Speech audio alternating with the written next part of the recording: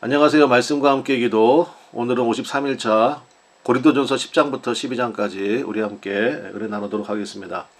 자, 10장에 들어가면 첫 번째, 출애굽한 광야 세대가 실패한 이유. 제가 제목을 이렇게 달아놨는데요. 출애굽한 1세대는 광야에서 다 죽었습니다. 여호수아 갈렙 두 사람만을 제외하고, 그럼 나머지는 광야에서 태어난 이제 신세대가 되는 것입니다. 그러면 1세대가 실패한 이유가 뭐냐는 거예요. 6절에 보니까 이러한 일은 우리의 본보기가 되었다. 그리고 우리로 하여금 그들이 악을 즐겨한 것 같이 즐겨하는 자가 되지 않게 하려 함이니. 그러니까 그들이 실패한 이유는 그들이 하나님 앞에 죄를 지었다는 것입니다. 그러면서 그 네 가지를 얘기하고 있는데, 자, 첫 번째는 7절에 나오는 우상 숭배 사건입니다. 이것은 출애굽기 32장에 나오는 금송아지 사건을 얘기하는 것입니다. 그러니까 모세는 하나님께 그 십계명을 받으러 시내산에 올라가고, 그리고 며칠 동안 모세가 내려오지 않으니까 그 백성들이 아론을 충동해서 금송아지를 만들고, 이 금송아지가 너희를 애굽에서 인도하여낸 신이라. 그러니까 사람들은 자꾸 보이는 것을 믿으려고 하는 그러한 경향이 있어요. 하나님은 보이지 않는 영이시잖아요.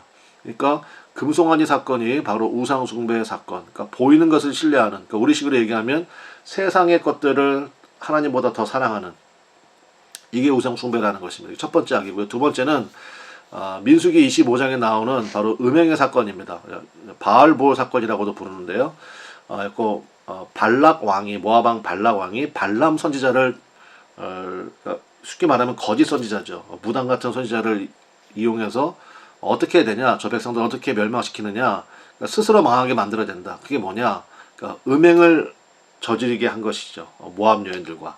그래서 하루에 23,000명이 죽게 되는 그런 일들이 나타나지 않았습니까? 바로 음행이고요. 그 다음에 세 번째가 민수기 21장에 나오는 불뱀 사건입니다. 그러니까 주를 시험했습니다. 한마디로 말하면 불평한 것이죠.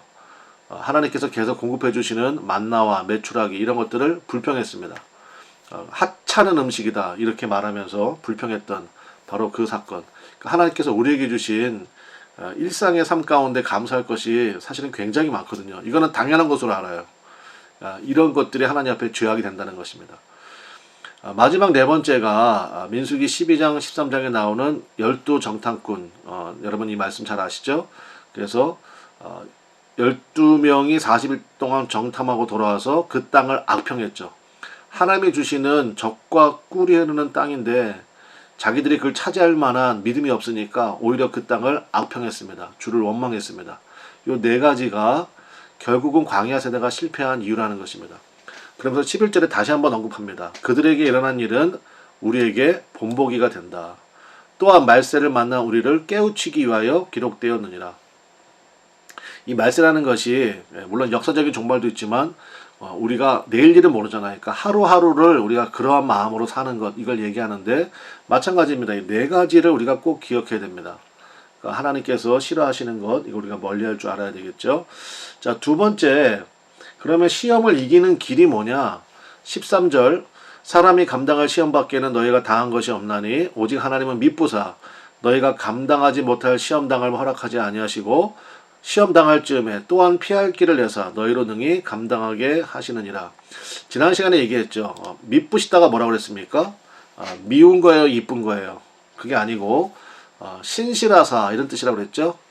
신은 믿을만하다, 실은 성실하시다. 하나님은 믿을만한 분이고 신실하신 분이다, 성실하신 분이시다. 그게 하나님이 미쁘시다는 거였잖아요. 그러니까 하나님만을 우리가 신뢰할 수 있는 이유가 바로 여기에 있습니다. 그 하나님은 어떻게 하신다고요? 이 시험이라는 것은 유혹, 시련, 재앙 이런 것들 다 포함하는 단어거든요.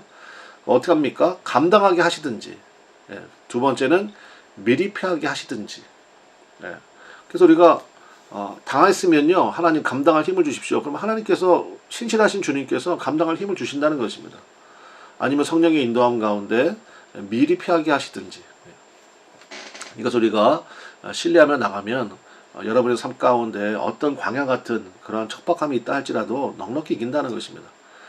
마지막 세 번째가 이제 성도의 행동 원리인데 23절부터 24절, 모든 것이 가하나 모든 것이 유익한 것은 아니요 모든 것이 가하나 모든 것이 덕을 세우는 것은 아니니 누구든지 자기의 유익을 구하지 말고 남의 유익을 구하라.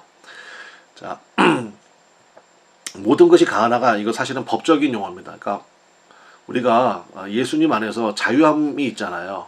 그래서 모든 것이 법적으로는 가능합니다. 그러나 가능하다고 해서 그걸 다 하는 것이 아니죠.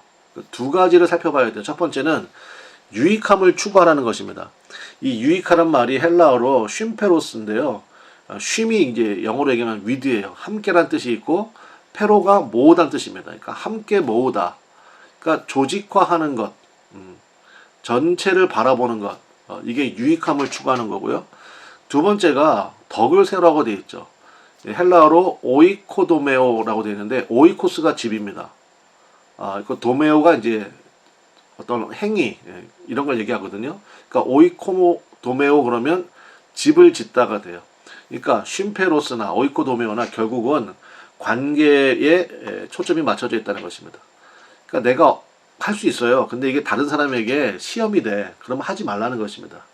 내가 이 말을 할 수 있어요. 그런데 이게 다른 사람에게 상처가 돼. 그럼 하지 말라는 것입니다. 그래서 여러분 결론은 뭐냐? 이게 교회가 중요하다는 것입니다. 그 신앙생활은 절대로 혼자 하는 게 아닙니다. 우리 다음 장에 살펴보겠지만 하나님께서 직접 만드신 제도가 있죠. 그게 가정과 교회와 성찬이에요. 이 교회 주님께서 만드신 제도거든요. 그래서 이 교회가 결국은 교회 신앙생활을 같이 하면서 이걸 배워가는 거죠. 서로의 유익함을 추구하고 그 다음에 덕을 세우는 거. 그러면서 결국은 누가 성장하게 됩니까? 누가 성숙해집니까? 나 자신이요. 그러니까 어떤 사람은요 교회에서 자꾸 해악을 끼치는 사람들이 있어요. 그리고 덕을 세우지 못하고. 그러면 진짜 하나님의 다루심이 있거든요. 그래서 이거 굉장히 중요하다는 것입니다. 그 다음에 31절에 보니까 이제 하나님께 영광 돌리는 일이라는 것입니다. 성도의 행동이. 이 모든 일들이요. 결국 이게 하나님께 영광 돌리는 일이라는 거예요. 그런즉 너희가 먹든지 마시든지 무엇을 하든지 다 하나님의 영광을 위하여 하라라는 것입니다. 자, 우리 12장, 이제 11장이죠. 11장으로 넘어가 보도록 하겠습니다. 11장. 그러면 다른 사람의 유익을 추구하는 그러한 삶의 예가 뭐냐? 이게 고린도 교회 당시 문제가 됐던 그러한 사건인데요. 4절과 5절에 보면 이런 이야기가 나옵니다. 제가 읽진 않겠습니다만은 내용은 이런 거예요. 당시 여자들은요 머리에 뭘 쓰지 않으면 그러니까 창녀로 인식되던 그런 시절이었거든요. 그러니까 머리에 뭘 쓰라는 것입니다. 그러니까 지금은 전혀 문제가 되지 않죠. 그렇죠? 지금은 뭐 예배 드릴 때 여자분들이 예쁘게 파마하고 오시지 머리에 뭘 쓰고 오거나 이러진 않잖아요. 근데 그 당시엔 그게 문제가 됐다고요. 그러면 머리에 쓰는 것이 옳지 않으냐 이런 얘기입니다. 그러니까 모든 것이 가하잖아요. 그러니까 예수 믿는 사람이 뭐 머리에 뭘 쓰거나 안 쓰는 게 무슨 상관이 있습니까? 그런데 그 당시에 문화가 있고 이게 다른 사람에게 참 불편한 마음을 준다 그러면 머리에 안 쓰고 교회에 앉아 있으면 혹시 저분이 거리의 여자인가? 몸을 파는 분인가? 이렇게 인식이 되었다고요. 그러면 서로가 이제 마음이 힘들잖아요. 그러니까 머리에 쓰라는 것입니다. 그건 별거 아닌데 다른 사람의 유익을 위하여. 그러니까 무슨 얘기인지 아시겠죠? 그러니까 이런 걸로 교회에서 논쟁하지 말라는 것입니다. 덕이 안 되니까. 12절. 이는 여자가 남자에게서 난 것 같이 남자도 여자로 말미암아 났습니다. 그리고 모든 것은 하나님에게서 났느니라. 이게 무슨 얘기냐면 이제 미루어 보건데, 그러니까 막 이런 문제 가지고 교회 안에 다툼이 있고 분쟁이 있었다는 것입니다. 꼭 뭐 여자가 먼저네, 남자가 먼저네, 막 이런 얘기 했다는 거죠. 그래서 이 이야기 12절 이야기를 메시지 성경에는 이제 아주 우리 이해하기 쉽게 써놨는데, 아담이 먼저 지어진 것이 사실이지만 그 이후로 모든 남자는 여자에게서 나왔습니다. 그러므로 누가 먼저냐를 따지는 일은 그만둡시다. 이제 이해가 되시겠죠? 그러니까 이게 별것도 아닌 거 가지고 교회에서 논란거리 만들지 말라는 것입니다. 그리고 이제 두 번째 주의 만찬이라는 이제 파트가 나오는데 이거 굉장히 중요합니다. 제가 아까 말씀드렸죠. 하나님께서 직접 제정하신 게 뭐라고 그랬습니까? 교회, 가정, 그 다음에 성찬입니다. 자, 있고 이제 주의 만찬 20절부터 21절 보겠습니다. 그런즉 너희가 함께 모여서 주의 만찬을 먹을 수 없으니, 그러니까 공동 식사를 얘기하는 거잖아요. 이거 없다는 거예요. 너희 이제 먹지 말라는 거예요. 이는 이유가 뭐냐면 먹을 때 각각 자기의 만찬을 먼저 갖다 먹으므로 어떤 사람은 시장하고 어떤 사람은 취함이라. 그러니까 주의 만찬이라는 공동 식사를 말하는데요. 그런데 문제는 뭐냐면 고린도 교회는요, 저기 써놨죠. 부자는 부자끼리. 그러니까 자기들이 음식을 가져오잖아요. 그럼 부자들은 부자끼리 자기들 가져온 거 쌓아놓고 자기들끼리 산의 진미를 쌓아놓고 먹었다는 거예요. 이제 배 터지도록. 그 당시 이제 포도주도 많이 마셨으니까 술도 엄청나게 먹고. 근데 가난한 자들은요, 없잖아요. 그러니까 내놓기도 민망해가지고, 그냥 바빠서 먼저 갈게요. 뭐 이런 식으로 그냥 가는 일들이 너무나도 많았다는 것입니다. 그러니까 니들 교회가 맞냐? 그 얘기를 이제 책망하는 거거든요. 그러니까 이거 원문을 보면요, 굉장히 책망하는 그러한 뉘앙스를 느낄 수가 있습니다. 그래서 이제 이 성찬이라는 말이 유카리스트입니다. 유카리스트. 이 카리스란 말이 은혜라는 뜻이 있거든요. 유자가 붙으면 굉장히 또 강조하는 그런 의미가 있어요. 그 유카리스트. 이게 제가 여기 써놨습니다. 교회 가정 성찬은 주님이 직접 만드신 제도다. 그러니까 소중하다 그 얘기입니다.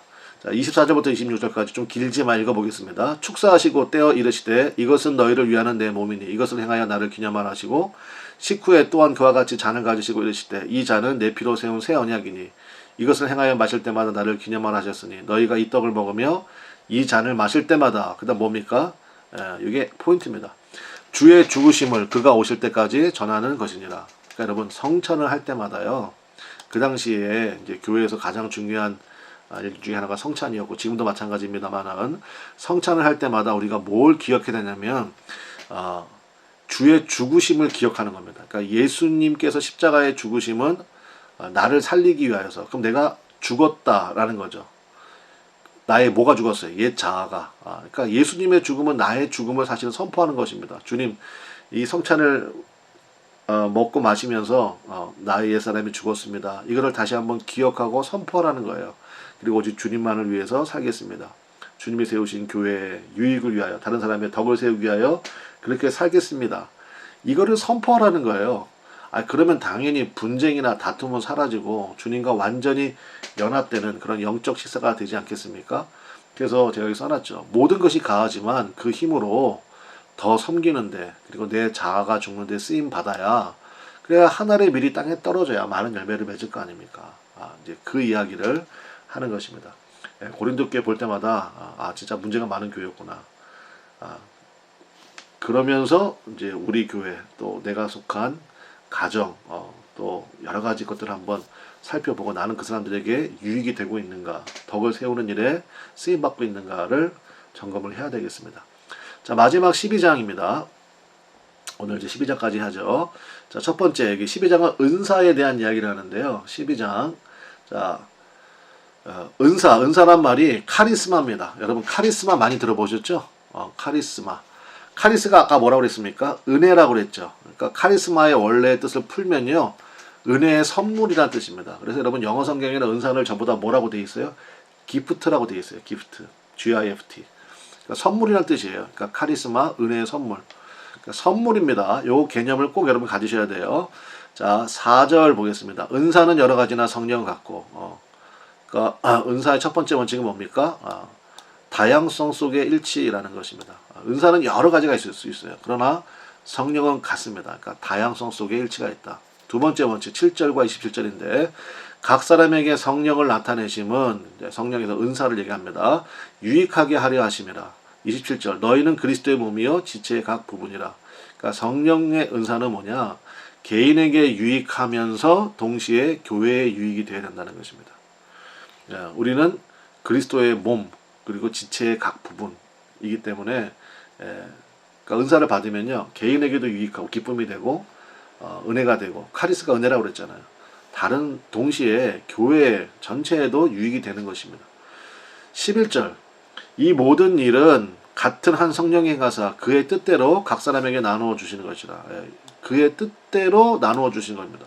그러니까 은사의 결정권은 누구한테 있습니까? 성령님께 있다는 것입니다. 그래서 뭐 나에게 왜 저런 은사가 없나 실망할 것도 없고 속상할 것도 없고 섭섭할 것도 없습니다. 은사를 주신 분은 성령님이니까 은사의 종류는 8절부터 10절에 잘 나오죠.